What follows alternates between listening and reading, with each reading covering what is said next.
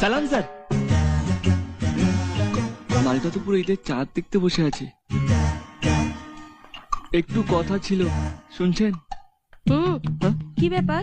সেটাই তো বলতে চাইছি, কিন্তু উনি তো ওনার দরজা জানলা সব বন্ধ করে বসে আছেন।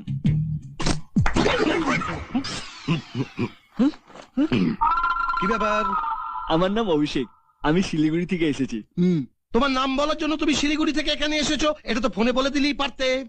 না না, শুধু নাম নয়,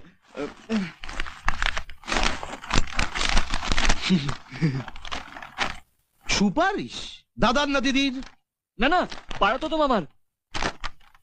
মাননীয় গুণধর বাবু, আশা করি ভালো আছেন। কিরে, কি ভাবছিস তোকে এইভাবে আমি তেল মারবো? এখনো তোর ল্যাজ অত মোটা হয়নি, কানের গোড়ায় ঠাটি একটা চড় মারবো।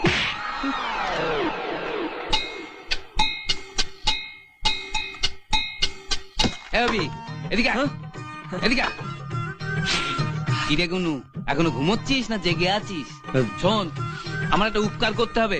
এই যে ছেলেটাকে দেখছিস, আমার বোনপো, খুব ভালো ছেলে। না কেউ নেই, বিয়ে পাস।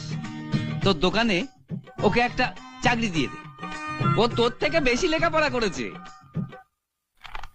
এই যে বলে দিলাম, ধরে নে মুখ্যমন্ত্রীর কথা। হ্যাঁ, গুনু চিঠিটা পড়ে ভয়ে ভয়ে তোর দিকে তাকাবে।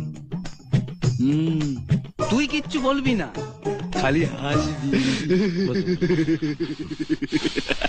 তারপর গুনু তোকে আমার কথা জিজ্ঞেস করবে, আমি কেমন আছি। খুব মান্নি করে আমার। সেই বন বিড়ালটা এখনো বেঁচে আছে? আমার জীবনের অর্ধেকটা ও শেষ করে দিয়েছে। দেখবি আরো কত কি বলবে। আমি যখন শিলিগুড়িতে ছিলাম তখন ও আমাকে আখ মারাই করেছে। আখ মারাই কাকে বলে জানো তো? আখ, আখকে ধরে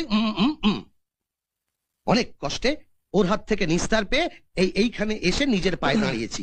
আর তুমি ওই হারামজাদাটার সুপারিশ নিয়ে এসছো।